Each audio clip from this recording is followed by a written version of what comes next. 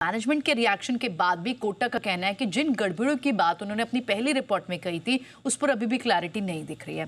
कुछ उन्होंने इस पे हाईलाइट की हैं बातें। उन्होंने कहा कि पहले तो सेकंड हाफ के लिए मैनेजमेंट जिस तरह से अपनी गाइडेंस दे रहा था कि ईएमएस सेगमेंट, आप मीटर से स्मार्ट मीटर सेगमेंट को हटा दें, सिर्फ ईएमएस बिजनेस जो है उस कारोबार में लगभग 90% की ग्रोथ मैनेजमेंट बता रही थी। इस पर कोटक के इस रिपोर्ट में फिर से सवाल है कि ये कैसे होगा।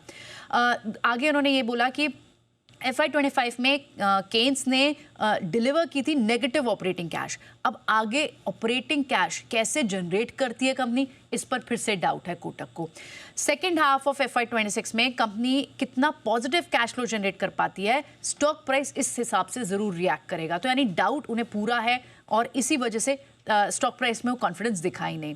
कंपनी ने रिपोर्ट में ये भी कहा उन्होंने कि केन्स ने जिस तरह से बात मानी कि उनसे कहीं ना कहीं कुछ डिस्क्लोजर छूट गए, रिलेटेड पार्टी के सब्सिडरी के डिस्क्लोजर छूट गए थे, लेकिन सवाल अब भी इस पर दिखाई दे रहे हैं और भी बहुत सारी चीज़ें। इनफैक्ट स्मार्ट मीटर में कंपनी खुद भी मान रही है, जो उनका एक जो कारोबार था जिसमें सबसे ज़्यादा एक चैलेंजेस दिख रहे थे उन्हें, मैनेजमेंट मान रहे कि इसमें आगे स्लो डाउन होगा।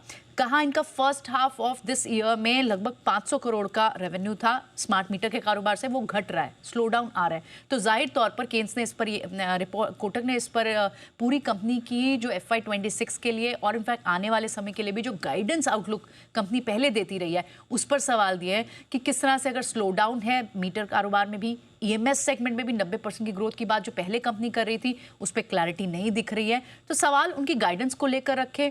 क्लैरिटी पर उन्होंने फिर से बात कही कि गड़बड़ियों की जो बात कही थी, जिस पर सफाई दी मैनेजमेंट ने, उससे उनको संतुष्टि नहीं हुई इस रिपोर्ट में भी और चैलेंजेस आगे दिख रहे हैं, इसलिए रेटिंग न्यूट्रल रेटिंग घटा दी, EPS घटा दी, टारगेट भी घटा दी।